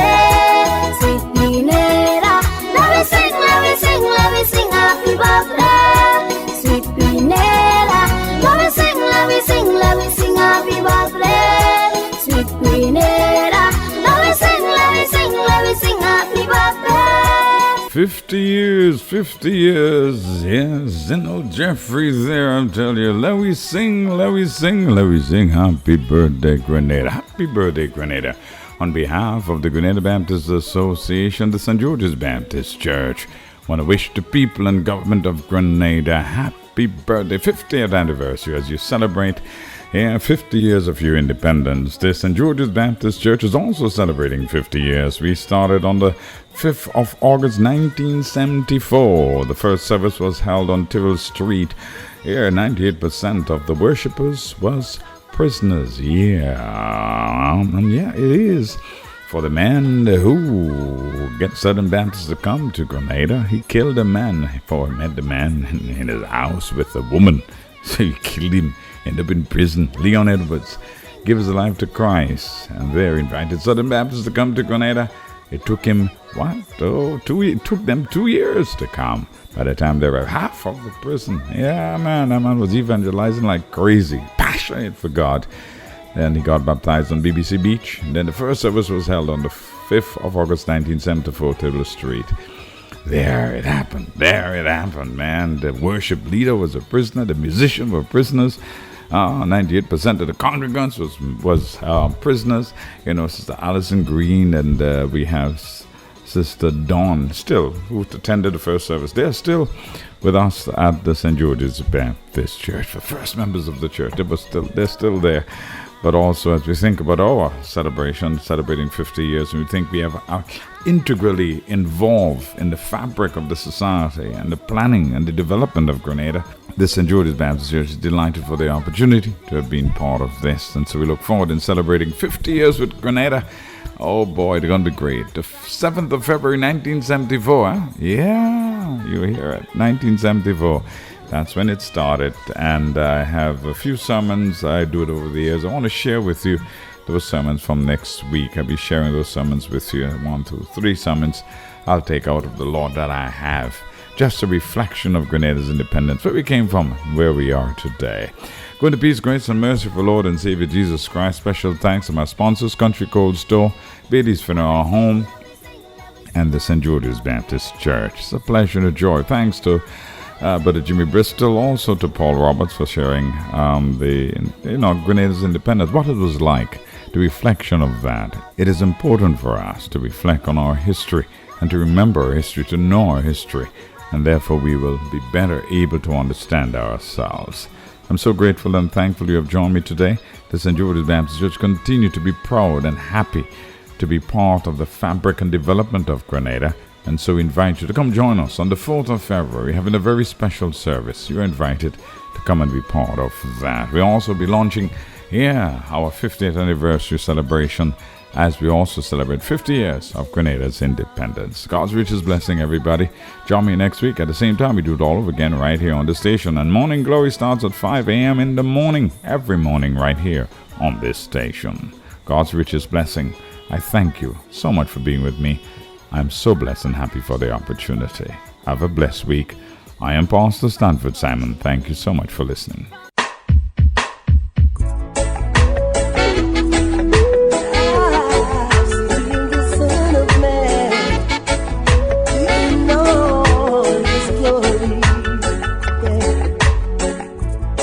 With a voice much louder than a rolling thunder,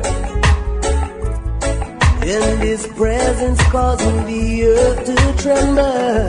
Yeah. Standing in His glory, commanding all mankind be still. He said, hear my voice and do my will. Take up your cross and walk with me. So said this man from Galilee. I'll be there, so have no fear. He said,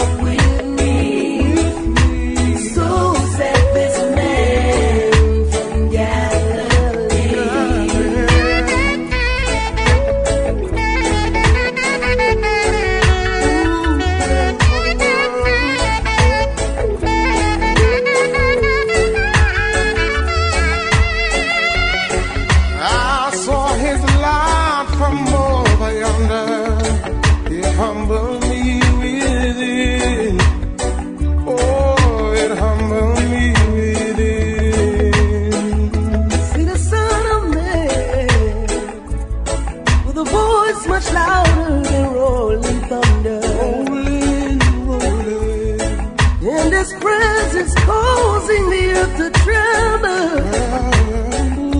Standing in his glory, commanding all mankind to be still. Be still.